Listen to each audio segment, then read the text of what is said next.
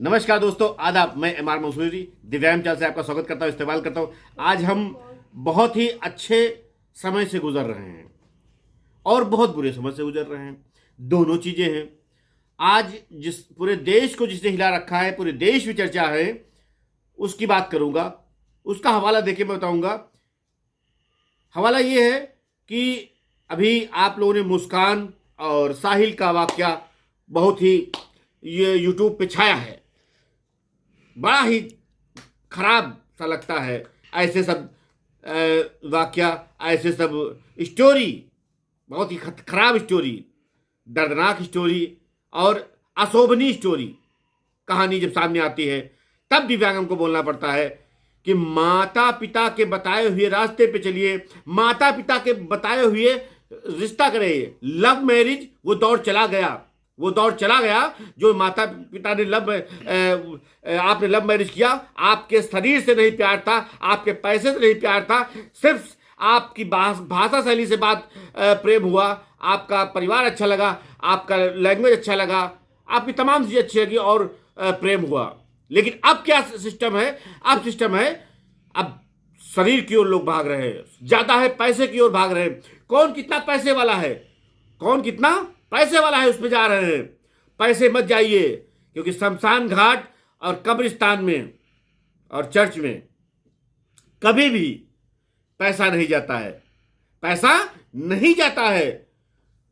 एक बात समझिए, love is blind, no doubt, love is blind, ये सच है। प्यार अंधा होता है। एक कहावत मुझे याद आ रही है, प्रेम न जाने जाति को जात और नींद न जाने टूटी खाट और भूख न जाने जूठा भात। तो ये लाइनें सटीक वहां बैठती हैं आज के दौर में कि लोग प्रेम विवाह करने में तुले हुए हैं।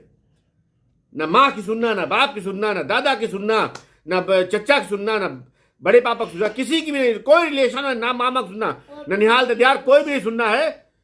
लेकिन क्या है, आप जानते हैं, बस उनको वही लत लग गई क्या, एक दीवानगी, एक पागलपन, एक बेवकूफ़ी का मंजर देखना चाहते हैं। क्या करें?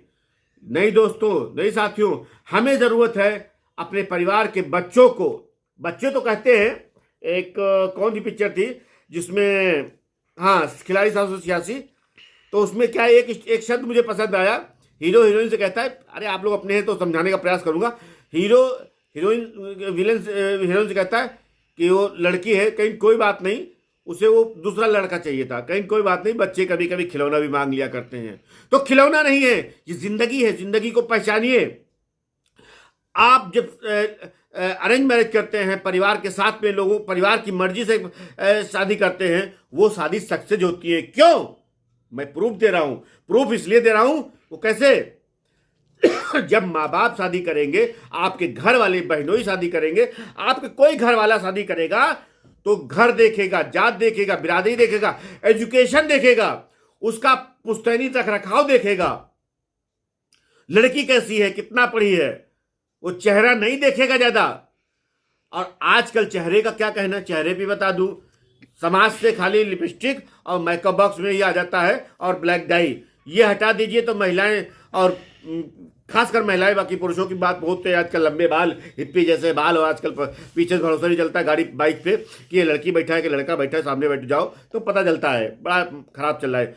तो कहने का मेरा मतलब ये है कि हम लोग क्या करें कि अपने समाज को, हाँ, मैं ये कहता, अपने समाज को बचाने की जरूरत है, अपने परिवार को बचाने की जरूरत है, अपने घर को बचाने की जरूरत है।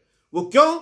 वो इसलिए जरूरत है क्योंकि उनको तो प्रेम हो गया है, वो तो सीधे चल दिए हैं, चलना चाहते हैं, पाना चाहते हैं उस चीज को, उनको अपना बनाना चाहते हैं जहां जिसको प्रेम हुआ। लेकिन नहीं, हमें माँ बाप और परिवार के कथन से, मैंने अभी आपको बताया था, उस बात को अधूरी छोड़ दिया, मैं आपको पूरी कर रहा हूं।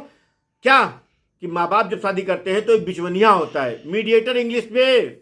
तो मीडिएटर क्या कहता है, उधर ऐसा इंतजाम है, उधर ऐसा इंतजाम है, तो वो कहते हैं भाई लड़की को दिक्कत नहीं होना चाहिए। उधर ये भी कहते हैं वो मीडिएटर कि लड़कों को दिक्कत नहीं होना चाहिए, लड़कियों को भी, आज से ससुराल ही तुम्हारा मायका ससुराल, और परिवार है, नया परिवार है, और लड़कियों को कहती है और लड़के से कहते हैं कि ये तुम्हारे परिवार छोड़ के आई है, पूरा परिवार छोड़ के आई है, रस्म रिवाज के साथ में आई है और अपने परिवार के रिलेशन के लोगों की ही है तो कोई गलत बात ना होने पाए, कोई गलत हरकत ना होने पाए, कोई गलत कृत्य ना होने पाए, ये इसलिए कहते हैं। और बहुत लंबे समय तक, जन्मों जन्मों तक चलता है।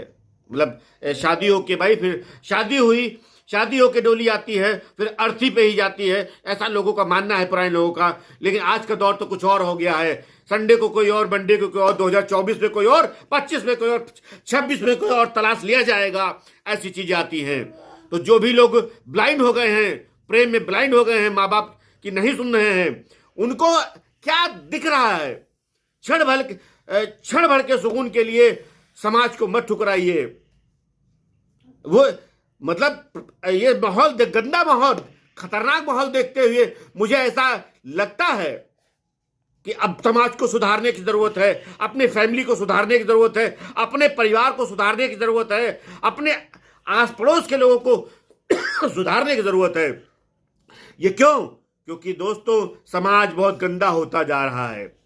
लव मैरिजें ऐसे टूट रही हैं कि पति लोग ऐसे चेंज कर रहे हैं, लड़कियां कर रही हैं कि जैसे कोई बगिया है, आम की बाग ठेके पे ली थी, अब की बार कटहल के लिए ली जाएगी, ये सब चीजें आ रही हैं।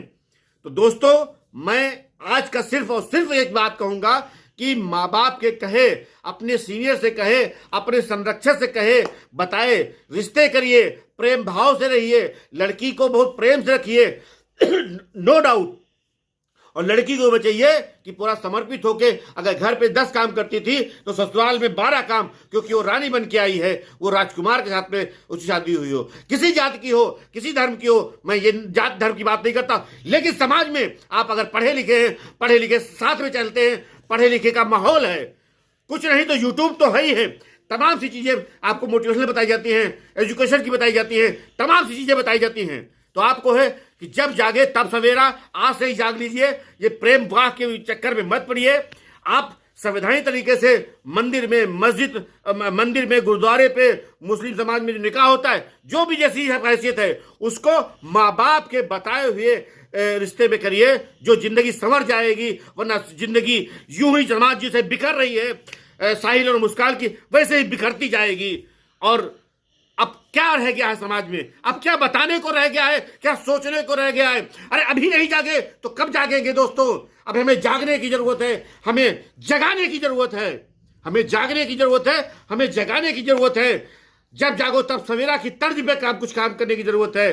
तो आज से ही ये प्रण लें, आज संडे है, इस संडे को ही प्रण लें, मंथन करें कि हमारे परिवार में, हमारे खानदान में, हमारे आस पड़ोस में, हमारे फ्रेंड सर्किल में, रिलेशन में कौन कौन लोग प्रेम में पड़े हैं, उनको ये बात बताएं।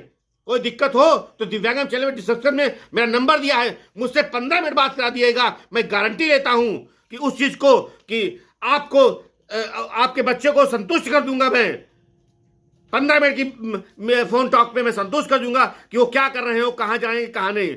अरे वो माँ ही है, वो परिवार ही है जिसने 9 महीना पेट में रखा और जमीन में चलना सिखाया। वो बाप ही है जिसने उंगली पकड़ के, ये मेरा बेटा है।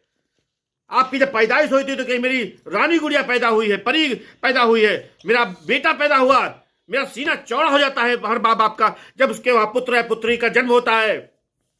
उसके पालन पोषण के लिए वो अपना कुर्ता फटा नहीं देखता है, अपनी शर्ट फटी नहीं देखता है, अपनी साड़ी फटी नहीं देखती, पुरानी नहीं देखती है, अपना सलवार सूट जो वस्त्र पहनती है नहीं देखती, चप्पलें नहीं देखती, चूड़ी नहीं देखती कि पुरानी है, त्योहार है। लेकिन बच्चे की ख्वाहिश पूरी करते और नौजवान होकर आज आपको बालिग बना देते हैं, आप बालिग हो जाते हैं। तब वो 20 साल की परवरिश को माँ, अब तो बहुत डायपर पर आ गए, माँ चौतनिया में रख के आपको और जब पेशाब कर देते थे तो अपने आप को गीला में रख के आपको सूखे में सुलाया है। तो ये सब चीजें हैं। बाप ने अपना पेट काट के आपको पढ़ाया है, लिखाया है। तो दर्द समझिए। ये छोटे से आपकी शादी तय होगी, जो सुख आपको उस पत्नी से मिल रहा हो दूसरी से मिलेगा। लेकिन माँ बाप जब बीच में पड़ते हैं तो आपके लिए बेहतर नहीं, बहुत बेहतर बनाते हैं। आपकी जिंदगी कहीं कोई दिक्कत ना हो, आपके साथ में चट्टान तरीके से खड़े रहेंगे कि दोस्त, कि बेटा चिंता मत करना, बाप तुम्हारा जिंदा है। तो मैं आपको बताना चाहता हूं, आंखें नम हो जाती है और दर्द महसूस होता है कि हम लोग समाज में कहां जा रहे हैं। अब जागने की जरूरत है, अब समझने की जरूरत है। अब नहीं समझे तो कब समझेंगे? बहुत देर, कहीं देर ना हो जाए, कहीं देर ना हो जाए, इसलिए जरूरत है जान जाइए, समझ जाइए। मिलते हैं अगले संडे को। आपकी मेरी राय कैसी लगी ये इस पे कमेंट करके आप पे जरूर बताइएगा। 2 लिखिए, लाइन लिखिए, अच्छी लगी तो लिखिए, खराब लिखी तो लिखिए। आपके कमेंट का इंतजार रहता है। Thank you so much, bye bye.